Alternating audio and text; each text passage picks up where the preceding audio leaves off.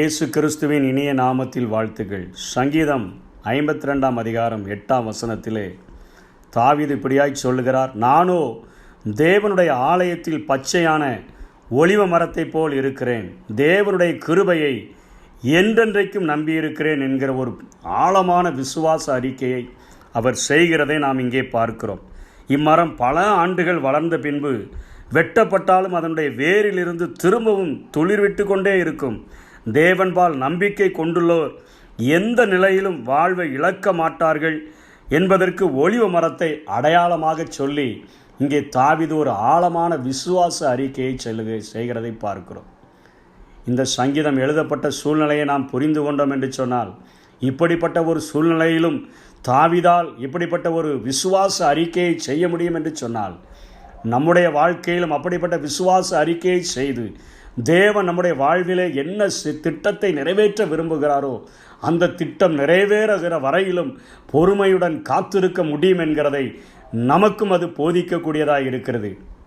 இந்த சங்கீதத்தினுடைய முன்னுரையிலே தோவேக்கு, ஏதோமியனாகிய தோவேக்கு என்கிறவன் என்கிற அந்த ஒரு தலைப்பிலே இந்த காரியம் சொல்லப்பட்டிருக்கிறது.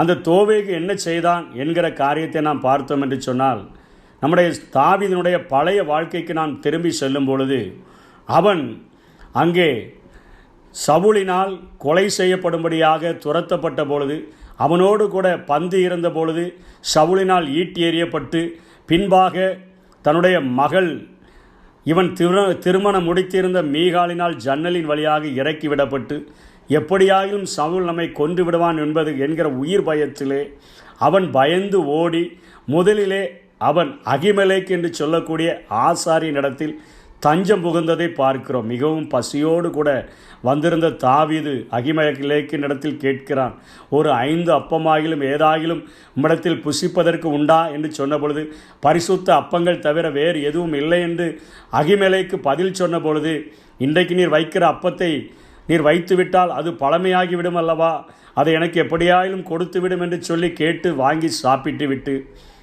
அகிமெலேக்கு பயந்து போய் அவனிடத்தில் கேட்கிறான், நீர் தனியாக வந்திருக்கிறீரே, ராஜாவின் மருமகன் ஆயிற்றே, போர் சேவகர்களும் நமக்கு உதவியாய் வரவில்லையே என்று சொன்ன பொழுது, இவன் ராஜா என்னை ரகசியமான ஒரு காரியத்திற்காக அனுப்பியிருக்கிறார், நான் சேவகர்களை இன்னொரு பக்கமாக வர சொல்லியிருக்கிறேன் என்று சொல்லிவிட்டு, நீர் எனக்கு ஏதாகிலும் பட்டயமாகிலும் ஏதாகிலும் ஈட்டியாகிலும் இருந்தால் கொடும் என்று சொன்ன பொழுது, நீர் ஏலே பள்ளத்தாக்கிலே அங்கே கோலியாத்தை கொன்று போட்டீரே, அவனிடத்தில் இருந்த பட்டயமாகிய அந்த ஒரே ஒரு பட்டயம் மாத்திரம் என்னிடத்தில் இருக்கிறது என்று சொன்ன உடனே தாவீது, அதை மிஞ்சின வேற ஒரு ஆயுதம் எனக்கு தேவையில்லை, அதை கொடும் என்று வாங்கி கொண்டு சென்ற பொழுது, தோவேக்கு அந்த இடத்திலே இருந்தவனாக அகிமெலேக்கின் இடத்தில் தாவீது வந்து சென்றதை அறிந்தவனாக அங்கே பார்க்கிறோம்.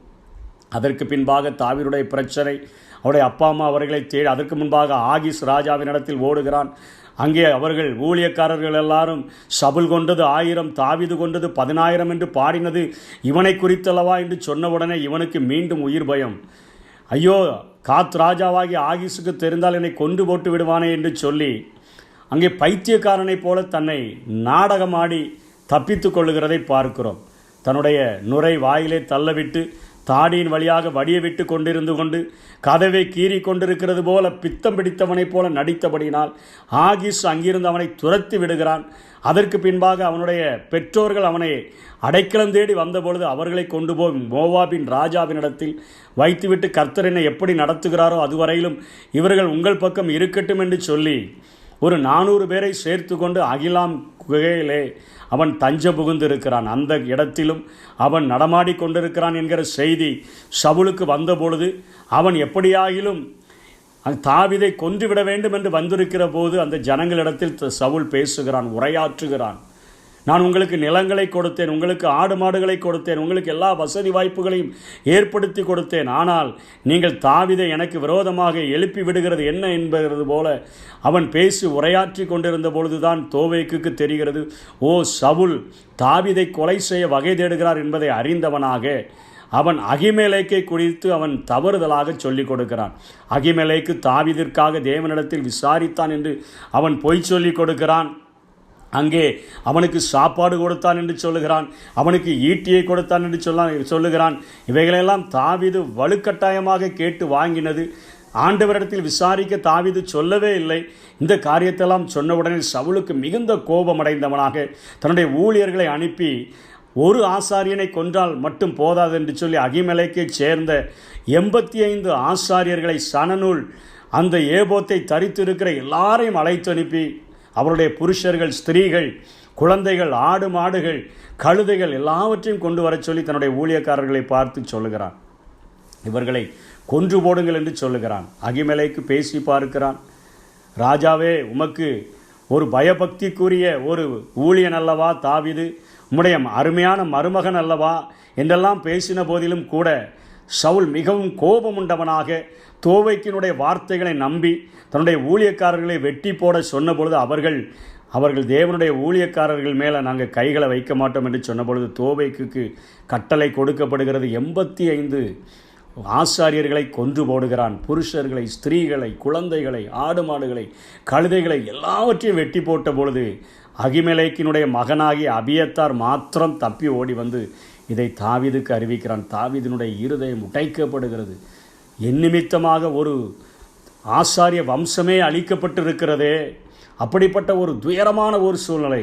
தகப்பன் தாய் ஒரு இடத்தில் இருக்கிறார்கள், மனைவி ஒரு இடத்தில் இருக்கிறாள். ஓடினவனாக மரணத்திற்கும் எனக்கும் ஒரு அடி தூரம்தான் என்று சொல்லி ஓடிற அந்த சூழ்நிலையிலே தான் அவன் சொல்லுகிறான். இங்கே தோவேக்கினுடைய நாவை குறித்து சொல்லுகிறான். அது ஒரு சவரகன் கத்தியை போல் அத்தனை கூர்மையானது. அது ஒரு நெருப்புக்கு அடையாளம் அல்லவா? யாக்கோப்பு சொல்லுகிறாரே, அது ஒரு சிறிய நெருப்பு தான் முழு காட்டையும் கொளுத்து விடுகிறது போல நாவு நம்முடைய அவயவங்களினுடைய மிகவும் சிறிய உறுப்பாக இருந்தாலும் அது எவ்வளவு பெருமையானதை பேசுகிறது பாருங்கள்.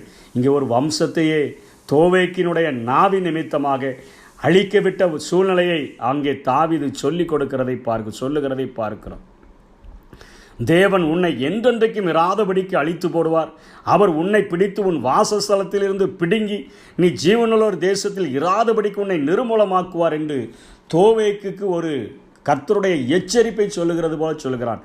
வாசஸ்தலத்திலிருந்து உன்னை பிடுங்கி என்பது இந்த உலகத்தினுடைய வாழ்விலிருந்து உன்னை அழிக்கிறவர் மாத்திரமல்ல, ஜீவனுள்ளோர் தேசத்திலே பரலோக வாழ்க்கையும் நித்திய வாழ்க்கையும் அவர் உனக்கு தரமாட்டார் என்கிற ஒரு ஆழமான ஒரு எச்சரிப்பை கூறிவிட்டு தான் இந்த வார்த்தையை சொல்லுகிறார். நானோ என்னுடைய வாழ்க்கையில் எவ்வளோ பிரச்சனைகள் வரலாம், என் மேலே தேவனுடைய திட்டம் இருக்கிறது, என் மேலே தேவனுடைய அபிஷேகம் இருக்கிறது, என் மேலே ஒரு தேவனுடைய அழைப்பு இருக்கிறது, என் மேலே தேவன் ஒரு மகா பெரிய நோக்கத்தை வைத்திருக்கிறார். அதை அழிப்பதற்கு இப்படிப்பட்ட எத்தனை சூழ்நிலைகள் வந்தாலும், சவுல் எனக்கு விரோதமாக எழும்பினாலும், ஆகீசுக்கு பயந்து நான் ஓடினாலும், நான் அங்கே என்னுடைய தகப்பன்மார்களை மோவாபிய ராஜாக்கள் இடத்திலே அடைக்கலம் புகுவதற்கு நான் கொடுத்திருந்தாலும், தோவேக்கை போன்ற ஆட்கள் பொய்யான வார்த்தைகளை சொல்லி எனக்கு விரோதமான காரியங்களை நடப்பித்தாலும், நான் தேவனுடைய ஆலயத்தில் இருக்கிற பச்சையான ஒலிவ மரத்தை போல இருப்பேன்.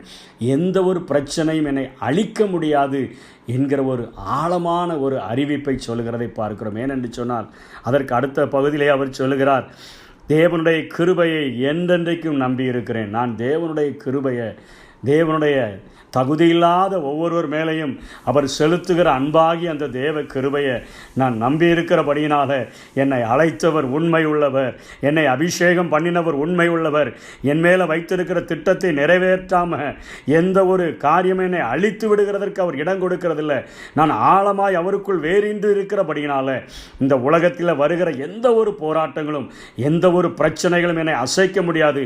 நானோ தேவனுடைய வீட்டிலே பச்சையான ஒலிவ மரத்தை போல இருப்பேன் என்று சொல்லி ஒரு ஆழமான விசுவாச அறிக்கையை சொல்கிறார். நம்முடைய வாழ்க்கையிலும், உலக பிரகாரமான வாழ்க்கையிலும், ஊழிய பாதைகளிலும், நம்முடைய முயற்சிகளிலும், இப்படி நாலா பக்கங்களிலும் எதிர்ப்புகள் வந்தாலும் நாம் நமக்கு சொல்ல வேண்டிய ஒரு காரியம், நானோ தேவனுடைய வீட்டிலே பச்சையான ஒலிவ மரத்தை போல நான் இருக்கிறேன் என்று சொல்லி கர்த்தருக்குள் நாம் திடப்படுத்தி கொண்டு அவருடைய கிருபைக்காக காத்திருப்போம் என்று சொன்னால், நம்மை குறித்த தேவனுடைய அழைப்பு திட்டங்கள் நம்மில் நிறைவேறாமல் அவர் நம்மை அழிப்பதில்லை. துன்மார்க்கர் வேணா காற்று பறக்கடிக்கிற பதரை போல அவர்கள் பறந்து போவார்கள், அவர்கள் காணாமற் போய்விடுவார்கள். நாம் வேரூன்றி இருக்கிறபடியினால, நீர்க்கால்களின் ஓரமாய் நடப்பட்ட மரமாய் நாம் இருக்கிறபடியினால நிச்சயமாக வெட்ட வெட்ட நாம் செழுமையை அடைய முடியும்.